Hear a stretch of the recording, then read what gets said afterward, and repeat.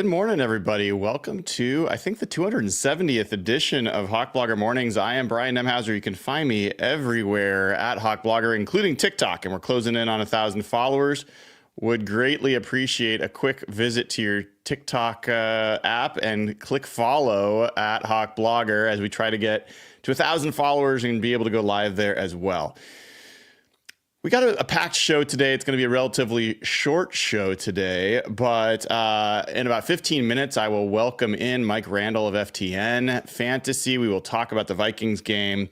And so that gives me less than 15 minutes to give you 5 reasons why you and hopefully other folks will stop blaming Seahawks fans for what has been an erosion of the home field advantage in Seattle and seeing opposing fans show up there.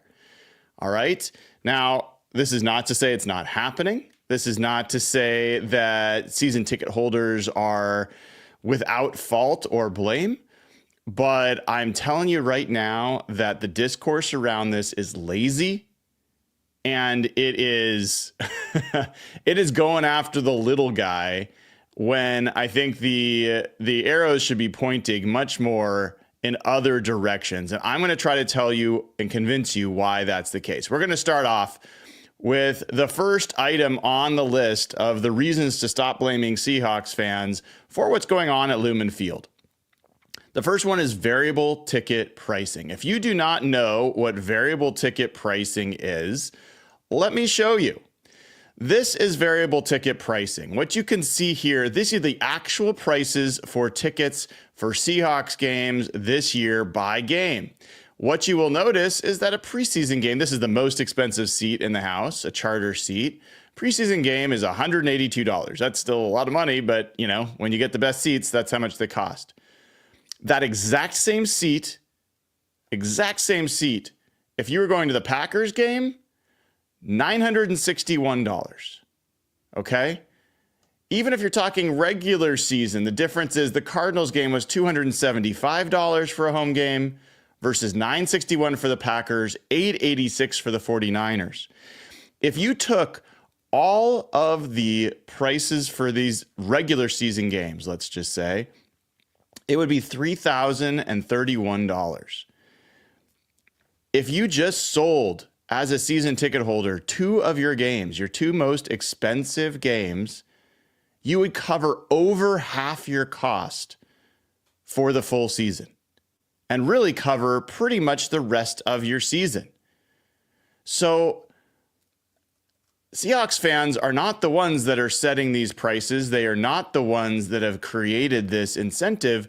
But if you're a season ticket holder and you look at everybody looks at their bank account and determines what's the right way to maximize the money in their account. And if you look at this and you have the team telling you that you can get almost $1,000 for selling the 49ers game and $1,000 for selling the Packers game per ticket, that is a blinking red light saying sell. That is what that's saying. And those seats, by the way, and those decisions are often made before the season. They're made in preseason, they're made during training camp, and there's other fans that are making their travel plans during the summer when the schedules come out. So that is number one, these variable ticket prices. The team will tell you that it's not a factor. I will continue to debate this with the team. Yes, the 49ers game, the Packers game were probably always going to be the most popular games, and so they command the highest market value. But when you have the team telling you, like, you are paying this much more for this seat and that's the face value, then you can charge even more than face value. That's what you're going to get. That's what you're going to get. And by the way, who are the fans that are most likely to spend those exorbitant rates on single games? Not the people that live in the city and can go to pretty much any game they choose. It is the fans that are traveling for those games. And so you create this really negative enforcement loop, incentive loop, And not only that, but the reason these games are so expensive is that they're the biggest games of the season. So you are creating an incentive for your fans to sell the tickets for the most important games of the season. That is the team doing that. Now, every team in the NFL does this. I'm not saying that this is a Seahawks specifically, but this is not a fan-based change. This is a business-based change.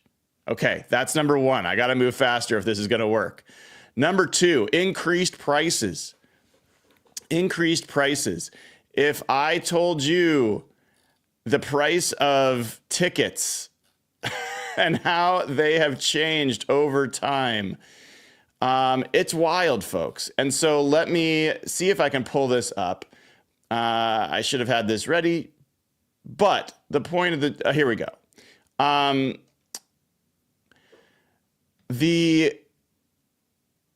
The cost of tickets has gone up over 1,000% in Lumen Field since 1997. 1,000%. The same period of time, the median household income has only risen 118%. So what does that mean? That means that these tickets are massively escalating in prices. Who are the people that can afford those types of tickets? They are people with their white-collar jobs. They are corporations, salespeople that are buying these tickets as a perk to take clients potentially, to give to clients potentially.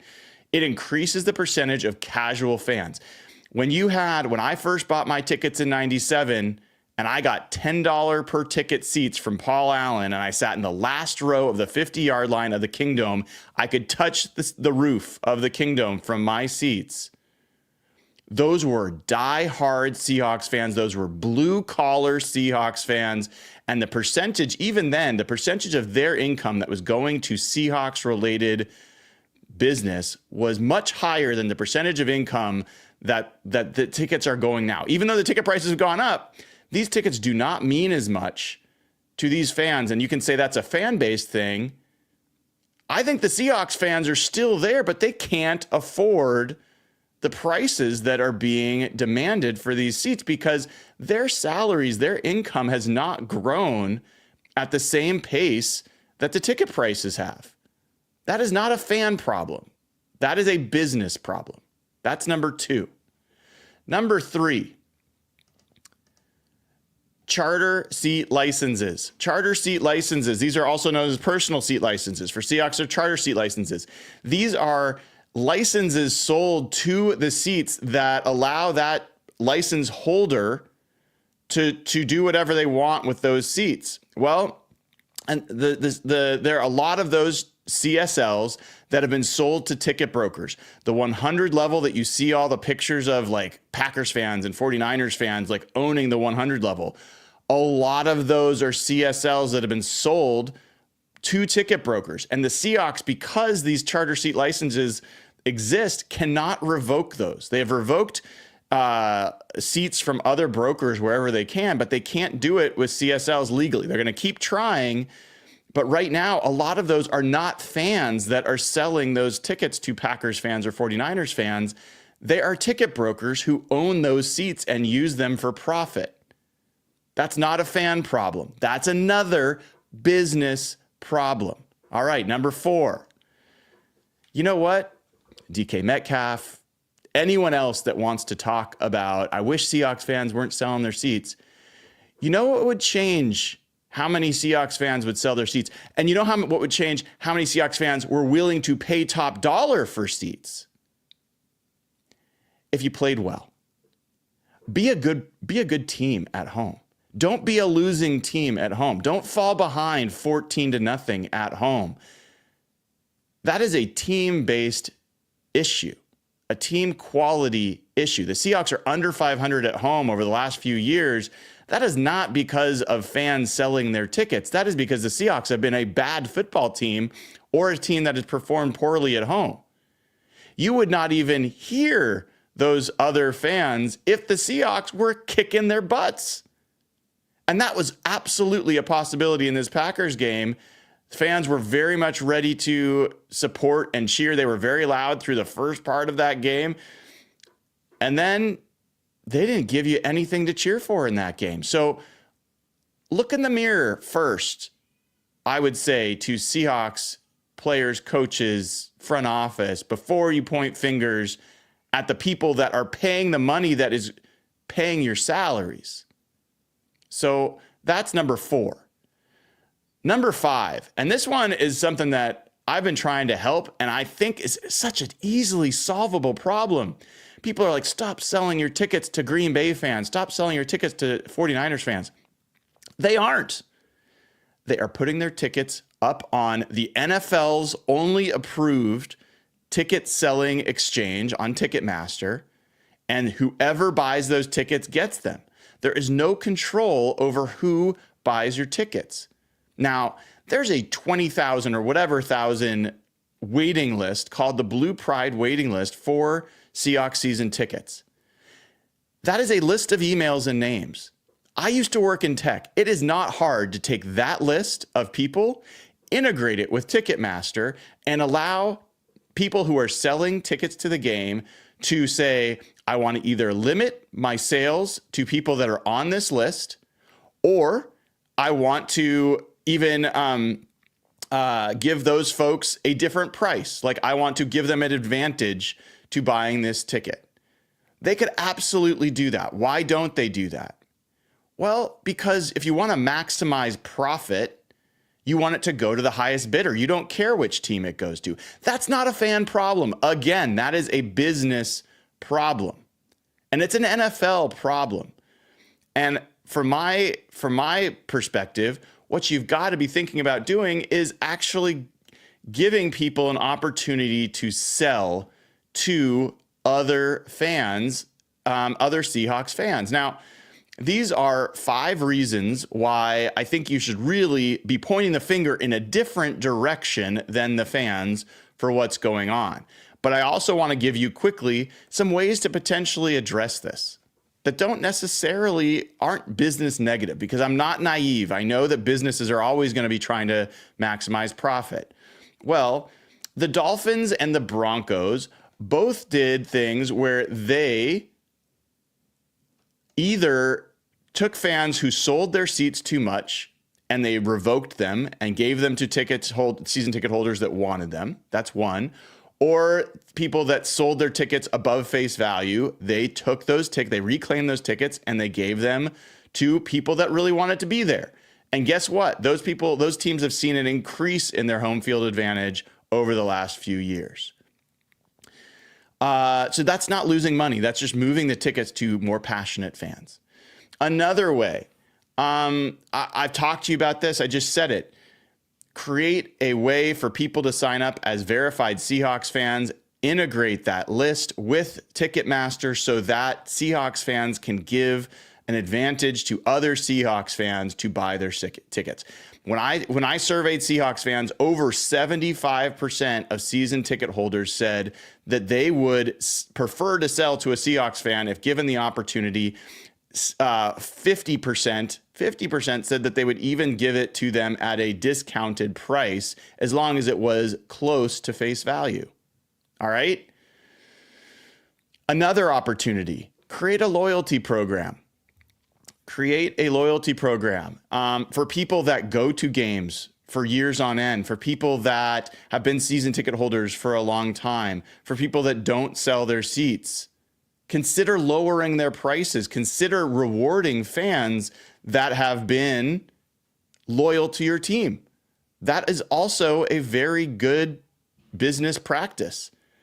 The other thing that I would say is I think the Seahawks should consider increasing the number of cheap seats that they have got available. Right now, the Seahawks, 5% are sold. 5% of season tickets are $77 a seat, and 5% of single game tickets are between $36 and $120.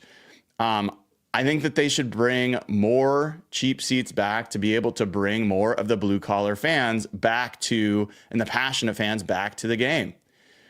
And then the last thing I would do, now this is the one that's not business positive, but I will just say it. I think as long as variable pricing exists, I think this problem is going to exist across the NFL. Now, the Seahawks will tell you other teams would kill to have the Seahawks problems, where the issue is that they're selling out every game, but it's not always Seahawks fans buying the tickets. Most teams would love to have their stadium sold out every time. You go to the 49ers game, half full.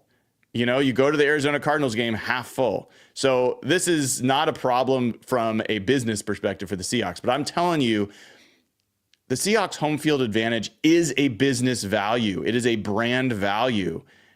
And winning is the most important thing for any business in pro sports. The Seahawks should be prioritizing protecting this home field advantage more than they have. And I put a lot of responsibility on their shoulders and on the NFL in general before I put that responsibility on the fans themselves. All right. Those were 5 reasons why you should stop blaming Seahawks fans and start looking in other directions for why we're seeing this erosion of home field advantage. With that, let me bring on the man, the myth, the legend, Mike Randle of FTN Fantasy. So good to see you, Mike. How are you doing today? I'm doing well, my friend. As always, getting excited. Fantasy football in the semifinals here for most leagues. Some of them finals, depending on where you're at. But the Discord is hopping. The advice is needed. The start sits, all that fun stuff. So ready to rock and roll. Well, it is glad you brought that up because there was a fantasy football question brought up by a fan, and I want to give it to you. I love the fantasy football with Mike on FTN every Tuesday. He says, this is from Mike. He says, what is your opinion on starting your stud players no matter what versus looking at matchups in the playoffs? Here's my dilemma. I have Terry McLaurin versus Philly. If I win in week 17, I have CD versus Philly. If I have good options, should I bench them? What do you think? Well, this is a great question. It's very simple. Jeff Radcliffe says it all the time, Brian. You want to put your lineup together that's going to score the most points. A lot of times we get to the fantasy playoffs and it's paralysis by analysis. Well, I'm going to look at the other team and I'm going to project what they're going to do. And then if they do that, what am I going to do on mine? It's too much. It's too much. There isn't one concrete rule for me. It's not start your studs or this or that. It's who can I start that gets me the most points?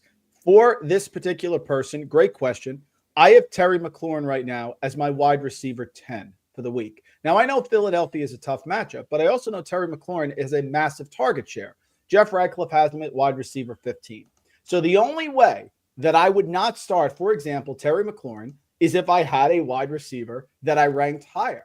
I would not go 5, 6, 7 spots down to a Jawan Jennings just because I think the matchup may be easier. I think that is where people overanalyze it. You put the players out that you think are going to start the most points. If you have a stud that has a horrific matchup and you have a capable option, go there. But it isn't one hard and fast rule because it is all about the matchups. Just like when people have said, oh, I got the 1 seed, I got the bye in my fantasy football league. It's meaningless because you could have a matchup against a team after your bye that's an abject disaster. So it really comes down to who you think is going to score the most fantasy points, not whether they're a stud or not. Love it. Appreciate it. If you are not already a subscriber at ftnfantasy.com, what's going on? Do it. I'm a subscriber. Use promo code HBAM. It gets you 15% off, less than $8 a month. Screaming deal. It gets you access to the betting model. It gets you access to fantasy football information. It gets you access to Stats Hub, the only place where you can get DVOA. It also gets you access to Discord channels and all this expert information. It's a fantastic place. And it's not just NFL. It's got all the sports. It's a great place to be year-round. Promo code HBAM gets you on there. So Mike, let's talk about this Vikings matchup. We do this each and every week, and we talk about where the betting model sits. And for this particular game, I was a little bit like grimacing at the idea of looking at what the betting model simulation projected, because this feels like a tough matchup. The Vikings are favored by 3 points. Interestingly, the simulation has the Vikings winning by a pretty close game, 24-22.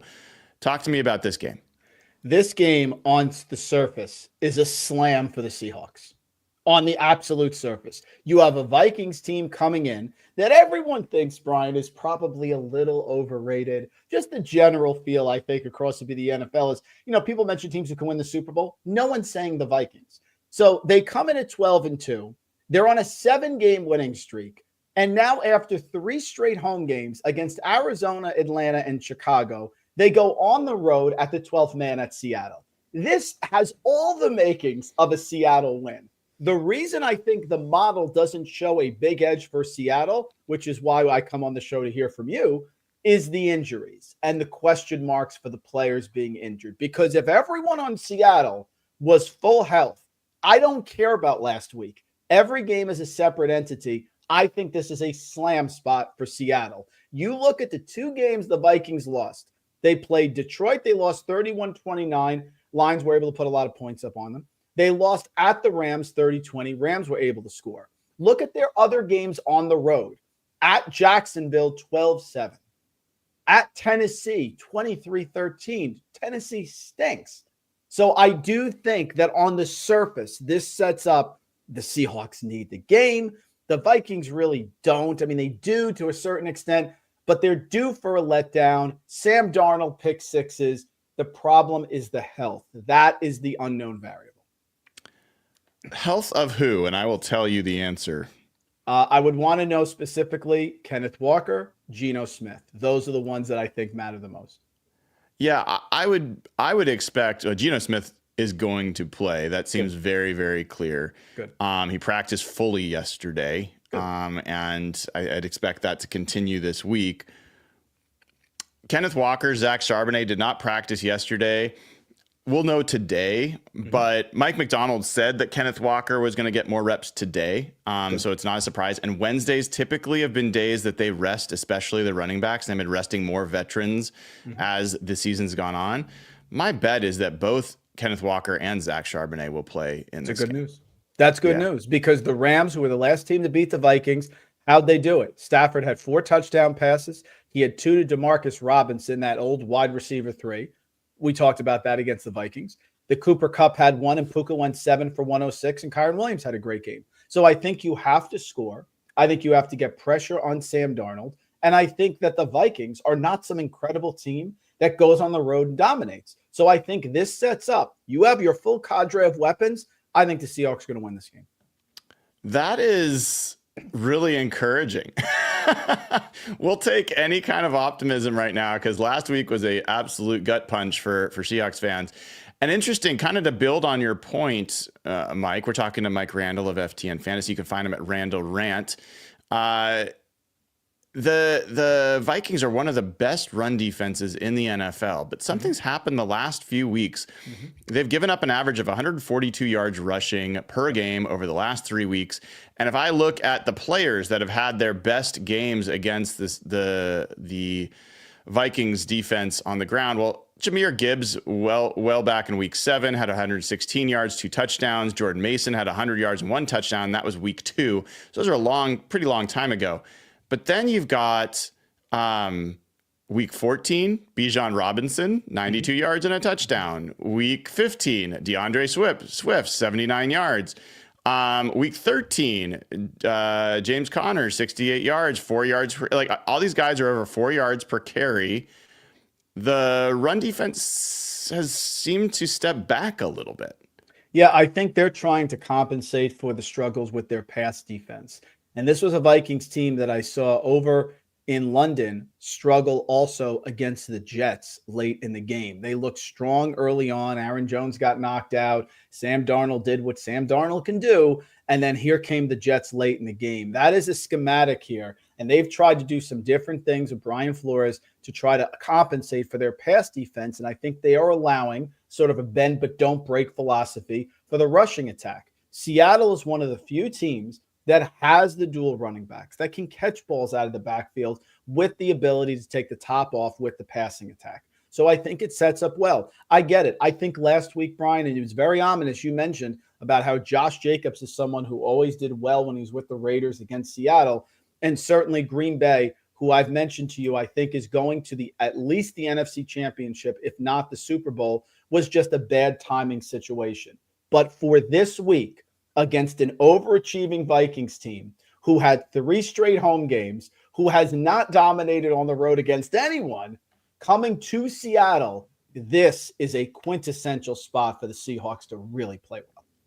It's interesting, Mike. You look at the quarterbacks against the Vikings, and I don't think this is just a game script issue, but they have given up 389 yards and 4 touchdowns to Jordan Love, 344 yards to Kirk Cousins, and this was in week 14. Now, granted, they picked him twice, but Kirk Cousins just got benched. So 344 yards to him, 340 yards to Caleb Williams with 2 touchdowns, no picks, 319 yards to Brock Purdy, 295 yards to Will Levis. 280 to Jared Goff, 279 to Matt Stafford, 260 to Kyler Murray, 244 to Aaron Rodgers.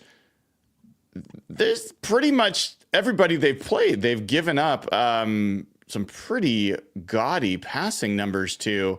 What's your thought on their pass defense? You mentioned there that you think it's not that great. Yeah, I think overall their pass defense is trying to get better. But if you look at the stats here at FTN, defense against receivers, and you look at Minnesota, they are middle of the pack against opposing wide receiver ones. So your wide receiver one, your DK Metcalf, should have a favorable matchup.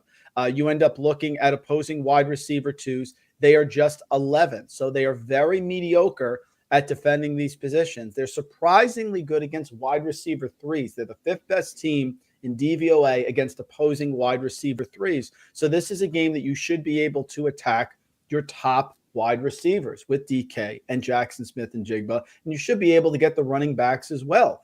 I like Seattle so much, Brian, this week that I almost made them my money line underdog pick and which has been doing great this year, where you pick an underdog to win the game outright. You get the bonus with the profit on the value.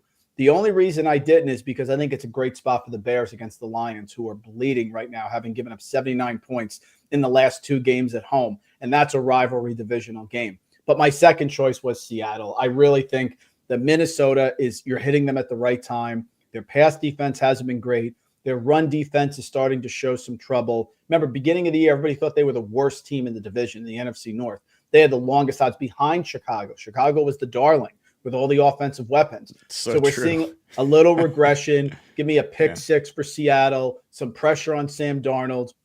Your run defense hold down Aaron Jones to a certain extent, and I think you're right there. The model will adjust, and I would not be surprised to see an edge on Seattle getting the points of about 7 or 8% by the time we get to Sunday. Well, Mike, talking about receivers that have done well, it's a long list, man. Like, we've done this all year, you and I. And when I do this, there's a lot of teams that the Seahawks have faced that maybe have given up only a couple or 3 100-yard receivers on the season. Mm-hmm. The Vikings have given up 142 to Darnell Mooney, 139 to Jaden Reed, 117 to Nick Westbrook-Ikine, 112 to Amon-Ra St. Brown, 110 to Deebo Samuel, 106 to DJ Moore, 106 to Puka Nacua, 101 to Garrett Wilson.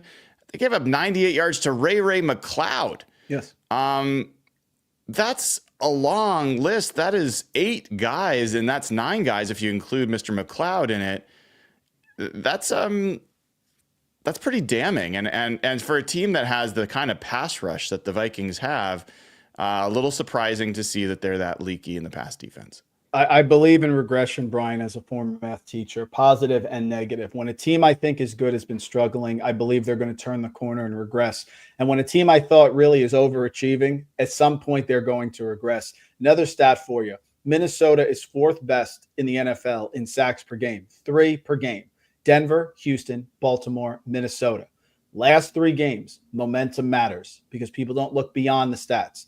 1.3 sacks per game in each of their last 3. They are not getting pressure. The only teams that have been worse at getting pressure their last few games, Cleveland, New England, and the Rams.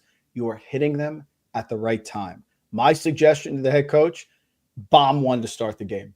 Try to attack right off the top. You have the ability to do it. Push it and get pressure on Sam Darnold. I think Sam Darnold's been fine. I think he was very underrated for many years because I think he's one of those quarterbacks who could be league average.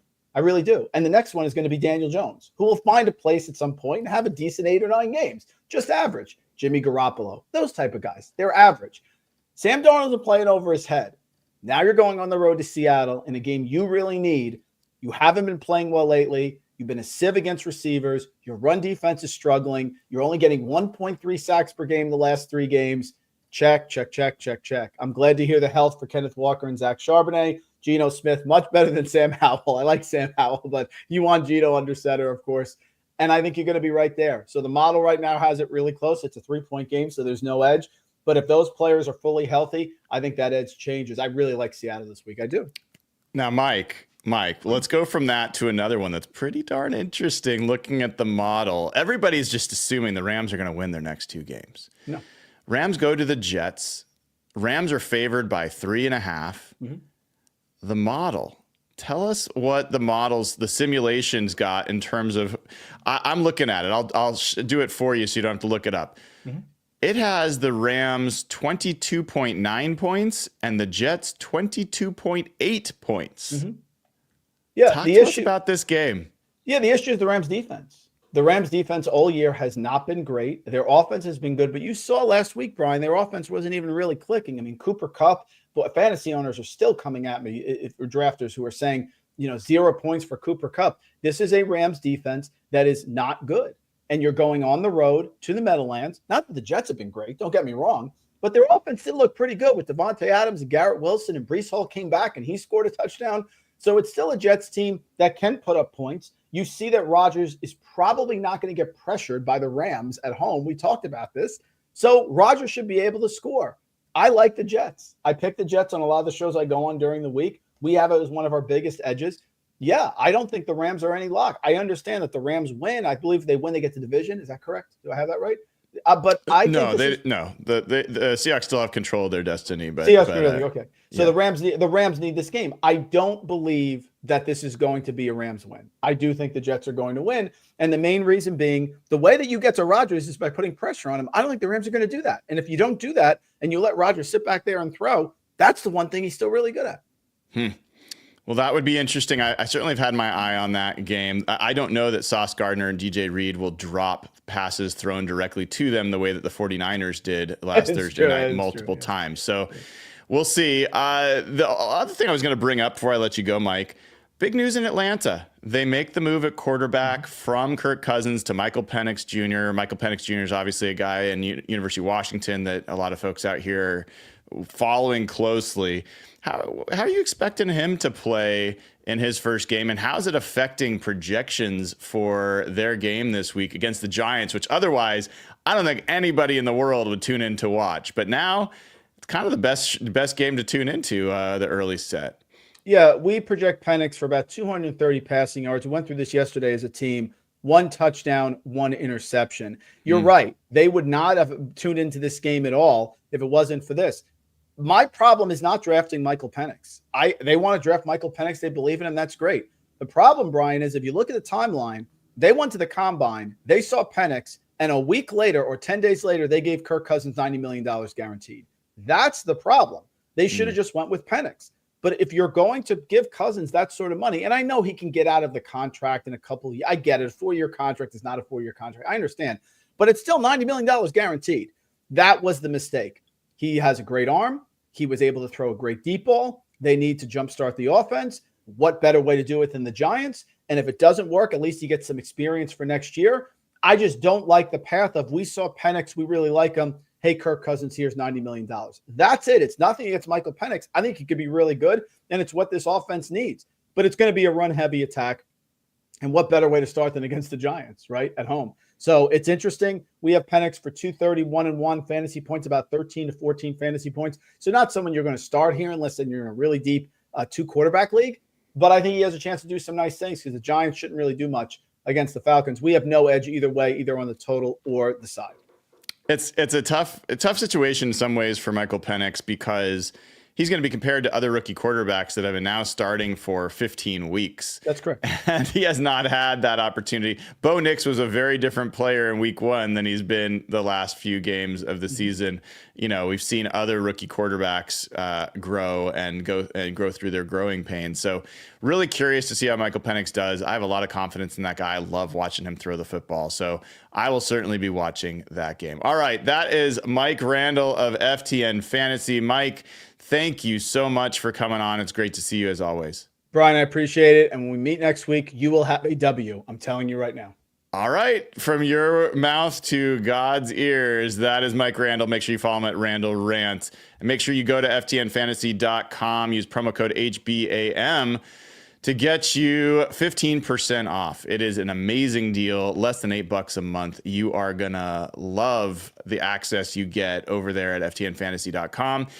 I will say another thing that you will love is a pair of JK boots. If you have not used this code HawkBlogger to get your 10% off the best boots you will ever own in your entire life, made right here in the state of Washington, in Spokane, family-owned business, grown up into one of the premier boot makers in the world. Their YouTube channel has got like 300,000 people that just follow them to watch them make these works of art that are put on your feet. Amazing. 10% off. It also gets you access to a chance to win the Seahawks themed pair of boots. Beautiful bison leather, green, blue, gray, the blue laces, all that. So just do that if you can. And let me tell you, really something cool that happened yesterday. Let me pull it up here. We got our first look back from one of the people from the Wildland Firefighters Foundation who we gifted boots to. So let me read to you what he wrote. This is Charlie Silger, who is a wildland firefighter up here in the Pacific Northwest. And he says, "My name is Charlie Silger, and I've been a wildland firefighter for 8 years now. Currently, I work in northern Arizona, where I've spent the majority of my career. I've worked on hotshot crews, engines, and helicopters. I'm currently an assistant engine captain on a Type 3 engine. I fought fire in 13 different states throughout my career and always enjoyed traveling and getting to go wherever help is needed. Unfortunately, as we know, fire seasons are not getting shorter. This is why your support is so important. Thank you for all that you've done to support the boots and on the ground through the Wildland Firefighter Foundation and JK Boots. I've seen firsthand the impact and importance of the work that both the Wildland Firefighter Foundation and JK Boots have done for the wildland firefighting community." And let me share with you all a picture here of a real person. This is Charlie, who got these boots. So you guys are making a real difference. This is real life, real stuff, and you get a pair of boots either gifted or to somebody else in the process. So highly, highly recommend you use code HawkBlogger. You won't be sorry. And I really appreciate everyone else who has supported along the way. All right, everybody. Thank you so much for tuning in this morning. I am Brian Nemhauser. This has been episode 270 of HawkBlogger Mornings. Make sure you follow everywhere, especially on TikTok, and hope you have a wonderful rest of your Thursday. Take care.